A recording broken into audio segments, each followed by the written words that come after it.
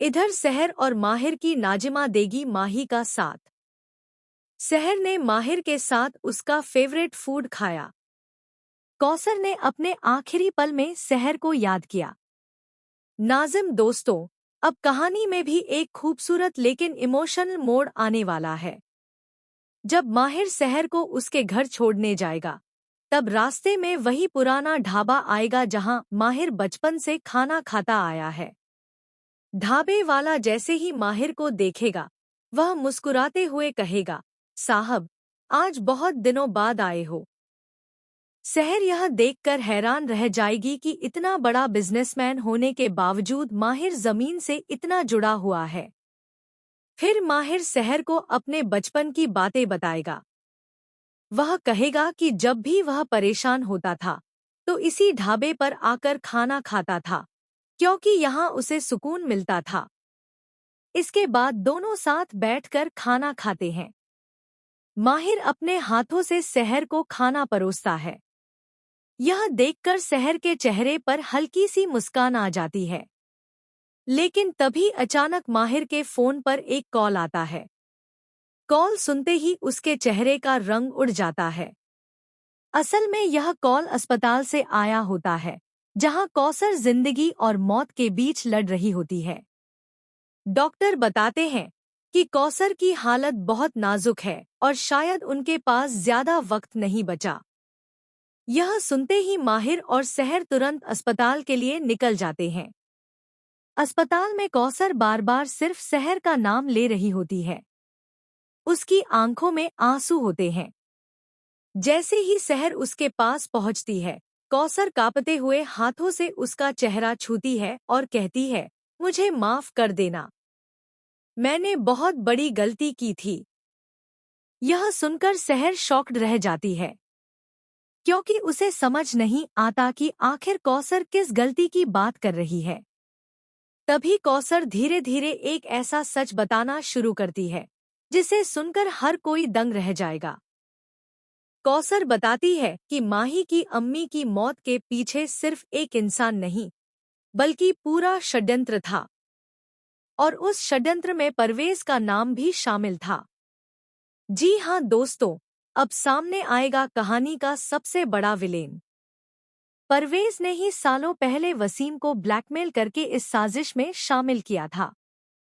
दरअसल परवेज चाहता था कि नियाजी परिवार पूरी तरह टूट जाए, ताकि वह उनकी दौलत और बिजनेस पर कब्जा कर सके। इसके लिए उसने पहले परिवार के लोगों के बीच गलतफहमियां पैदा की और फिर माही की अम्मी को रास्ते से हटाने की साजिश रची। इधर सहर और माहिर की कहानी में भी एक खूबसूरत लेकिन इमोशनल मोड़ आने वाला है। जब माहिर सहर को उसके घर छोड़ने जाएगा, तब रास्ते में वही पुराना ढाबा आएगा जहां माहिर बचपन से खाना खाता आया है। ढाबे वाला जैसे ही माहिर को देखेगा, वह मुस्कुराते हुए कहेगा, साहब, आज बहुत दिनों बाद आए हो। सहर यह देखकर हैरान रह जाएगी कि इतना बड़ा बिजनेसमैन होने के बावजूद माहिर जमीन से इतना जुड़ा हुआ है। फिर माहिर सहर को अपने बचपन की बातें बताएगा। वह कहेगा कि जब भी वह परेशान होता था, तो इसी ढाबे पर आकर खाना खाता था, क्योंकि यहाँ उसे सुकून मिलता था। इसके बाद दोनों साथ बैठकर खाना खाते हैं।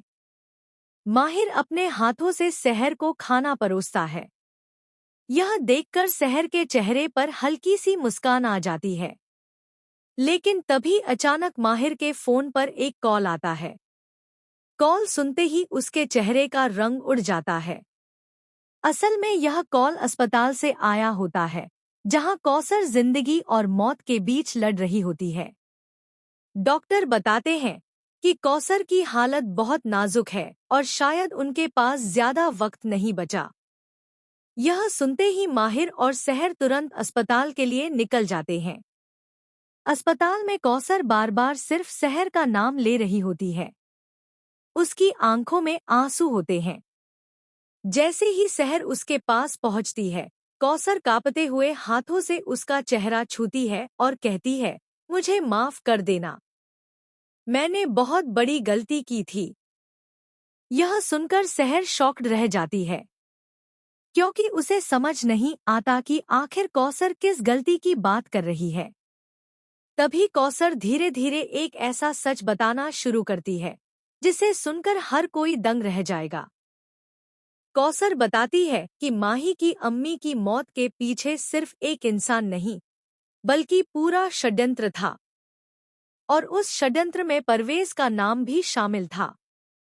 जी हाँ दोस्तों, अब सामने आएगा कहानी का सबसे बड़ा विलेन। परवेज ने ही सालों पहले वसीम को ब्लैकमेल करके इस साजिश में शामिल किया था। दरअसल परवेज चाहता था कि नियाजी परिवार पूरी तरह टूट जाए ताकि वह उनकी दौलत और बिजनेस पर कब्जा कर सके। इसके लिए उसने पहले परिवार के लोगों के बीच गलतफहमियां पैदा की और फिर माही की अम्मी को रास्ते से हटाने की साजिश रची। लेकिन कहानी में सबसे बड़ा धमाका तब होगा जब कौसर यह बताएगी कि उस रात माही की अम्मी की मौत नहीं हुई थी। जी हाँ, वह कई सालों तक जिंदा थी। उन्हें एक गुप्त जगह पर छुपाकर रखा गया था। यह सुनते ही माही की दुनिया हिल जाएगी। अब सवाल यह उठेगा कि अगर माही की अम्मी जिंदा थी तो फिर वह अब कहाँ है और किसने उन्हें इतने सालों तक सबसे छुपाकर रखा। इसी बीच कहानी में एक और शॉकिंग एंट्री होने वाली है। आने वाले एपिसोड में दिखाया जाएगा कि एक नकाबपोश महिला चुपके से अस्पताल पहुंचती है।